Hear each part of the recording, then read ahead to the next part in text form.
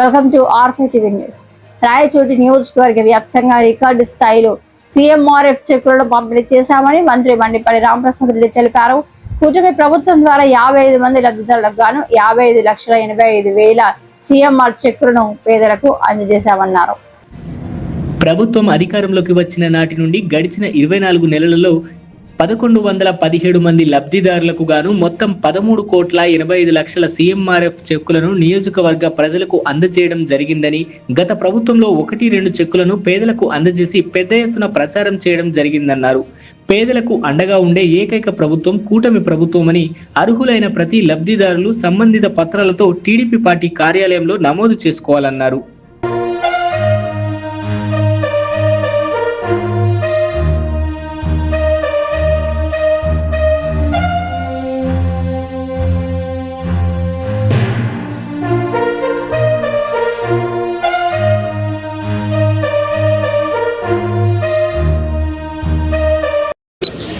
ఈ కార్యక్రమానికి ఇచ్చేసిన పరిశీలకురాలు సోదరి అనితా గారికి, వేదిక పైన ఉన్న మన తెలుగుదేశం పార్టీ నాయకులందరికీ మరొక్కసారి ధన్యవాదాలు తెలియజేసుకుంటూ ఈ కార్యక్రమాన్ని ప్రారంభిస్తున్నా.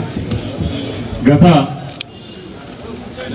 24 నెలలుగా నిర్విఘ్నంగా మనం ఏర్పాటు చేసుకుంటున్న కార్యక్రమం సీఎంఆర్ఎఫ్ ముఖ్యమంత్రి గారి సహాయ నిధి.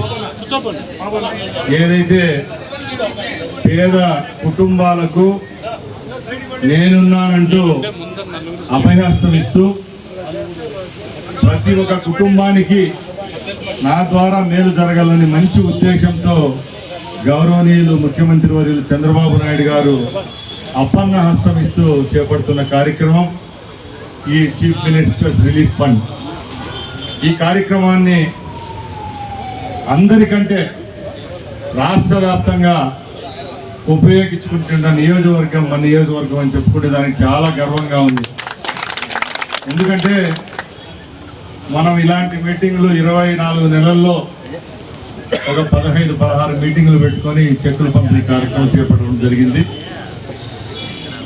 ముఖ్యంగా మన దగ్గరికి వచ్చే లబ్ధిదారుల్లో ఒక 2-3% డాక్యుమెంటేషన్ సరిలేక, ఒక 2-3% డేట్లు అయిపోయి, అలాంటి వారికి తప్పక మిగతా ప్రతి ఒక్క అప్లికేషన్ను క్షుణ్ణంగా పరీక్షించి క్షేత్రస్థాయిలో రాయచోటి ఆఫీస్ నుంచి, విజయవాడ నా మంత్రి ఆఫీస్ నుంచి సీఎంఆర్ఎఫ్ ఆఫీస్ ఏదైతే ముఖ్యమంత్రి గారి ఛాంబర్లో ఉంటుందో అక్కడ వరకు ఎవరెవరు అప్లికేషన్లు ఇచ్చామో వారికైతే న్యాయం జరిగిందని చెప్పి నేను భావిస్తున్నా. ఈ 2 సంవత్సరాలు పూర్తయిన తర్వాత కూడా ఇంకా వచ్చే 3 సంవత్సరాలు కూడా నిర్విఘ్నంగా పేదల సేవలో ఏదైతే ఈ కార్యక్రమాన్ని ముఖ్యమంత్రి గారు ప్రిస్టేజియస్గా తీసుకొని చేస్తున్నారో దాన్ని విజయవంతం చేయాలనుకున్నప్పుడు తప్పకుండా దీంట్లో పాత్ర వహించాల్సింది మన కార్యకర్తలు, నాయకులు. ఎందుకు చెప్తున్నానంటే ఎవరైతే గ్రామ స్థాయిలో నిజమైన లబ్ధిదారులు ఉంటారో వాళ్ళని గుర్తించి వారికి సంబంధించిన డాక్యుమెంటేషన్లు మన ఆఫీస్కు చేరినప్పుడే తప్పకుండా వాళ్ళకి న్యాయం చేసే పరిస్థితి వస్తుంది. అలాంటప్పుడు ఇది గైడ్ చేయాల్సిన బాధ్యత మన కార్యకర్తలకు, నాయకులకే ఉంది. కాబట్టి ఇంకా మెరుగ్గా చేయాలి మనం. ఎందుకంటే ఈరోజు 60-70% మంది డైరెక్ట్గా వచ్చేస్తాను. సంతోషం, మాకు కూడా చాలా సంతోషం, డైరెక్ట్గా వచ్చి ఇస్తాను.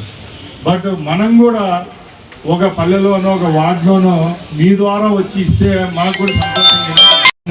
వాళ్ళు మీరు నాయకుడిగా గుర్తించాలనుకున్నాడు, మీ ద్వారా వస్తే సంతోషంగా ఉంటుంది. కాబట్టి ఇది కూడా ఒక బాధ్యతగా తీసుకొని మన నాయకులంతా గ్రామాల్లో ఏదైనా ఇలాంటి సమస్య వచ్చినప్పుడు ఫస్ట్ మీరు వాళ్ళ ఇంటికి పోయి చెప్పేటప్పుడు మీకు ఆరోగ్యశ్రీ కింద కవర్ అయిందా లేదా, ఫస్ట్ థింగ్ ఆరోగ్యశ్రీ కింద కవర్ అయింటే మనం వేయలేము.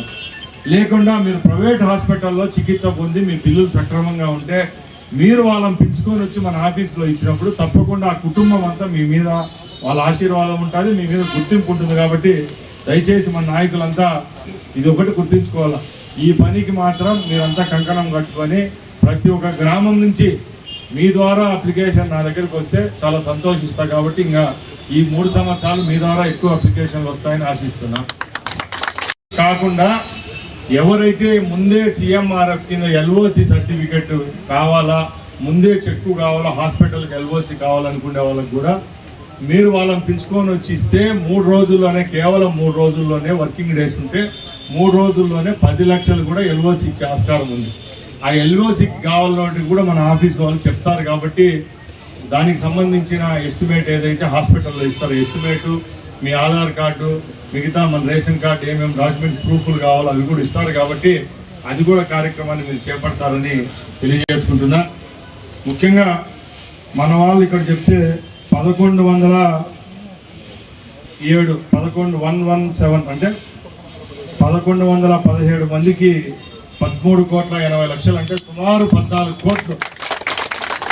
ప్రతి ఒక్క మీటింగ్లో నేను చెప్తున్నా, ఇదేం గొప్పగా చెప్పడం లే. ఈ కాలంలో పెద్ద పెద్ద హాస్పిటల్లకు పోయినప్పుడు కోటీశ్వర్లకు కూడా జేబులు పక్కలపడే పరిస్థితి. ఈరోజు ఒకే నియోజకవర్గానికి 14 కోట్ల రూపాయలు అంటే ఆషామాషి కాదు. అంటే సగటున 20 నెలల నుంచి ఇస్తాండేది, ఫస్ట్ 4 నెలలు ఇవ్వలేదు. ఇది 20 నెలల్లో 14 కోట్లు అంటే 70 లక్షల రూపాయల నెలలో మన నియోజకవర్గంలో మనం లెటర్ల మీద వచ్చినాయి. కాబట్టి ఇది ఆషామాషి కార్యక్రమం కాదు, ఇది ప్రభుత్వానికి మంచి ప్రోగ్రామ్. ఇది గత ప్రభుత్వంలో CMRF ఇవ్వాలంటే ఎంతో రికమెండేషన్ ఉండి అది ఎప్పుడో 1 చెక్కు 2 చెక్కులు పంచి వాళ్ళు పేపర్లో టీవీలు వేసుకుంటా ఉన్నారు. ఇప్పటికీ కొన్ని నియోజకవర్గాల్లో ఎప్పుడైనా చెక్కులు పంపిణీ చూస్తే సోషల్ మీడియాలో 1 చెక్కు 2 చెక్కులు ఇచ్చి ఫోటోలు పెడతారు. మనం ఎప్పుడు 60, 70, ఒకరోజు మనం 113 చెక్కులు కూడా పంపిణీ చేశాం. అందుకు దయచేసి ఇప్పుడు 14 కోట్లు అయింది. 3 సంవత్సరాల్లో నేను చెప్పినట్టు 50 కోట్లు రీచ్ కావాలి మనం.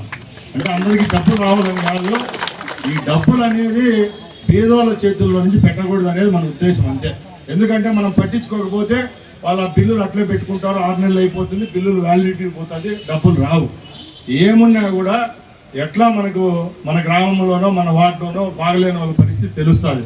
తెలిసినప్పుడు మీరు ఫస్ట్ వాళ్ళ దగ్గర పోయి అటెంప్ట్ చేయండి. అయ్యా మీకు బాగలేదు, మీ బిల్లులు నాకు ఎత్తుకొని రండి అని చెప్పి ఒక అప్లికేషన్ వేస్తే 100కి 50 రూపాయలు 60 రూపాయలు మ్యాక్సిమం కవర్ చేస్తాను. కాబట్టి ఈ కార్యక్రమాన్ని జయప్రదం చేయండి. తప్పకుండా ఇలాంటి కార్యక్రమాలు ఏవైతే మన ప్రభుత్వం, మన ముఖ్యమంత్రి గారు అందిస్తున్నారో ఇలాగే దిగ్విజయంగా ప్రజల పక్షాన పనిచేసేదానికి ఉండాలని ఆ భగవంతుని ప్రార్థిస్తూ సెలవు తీసుకుంటున్నా. జై హింద్.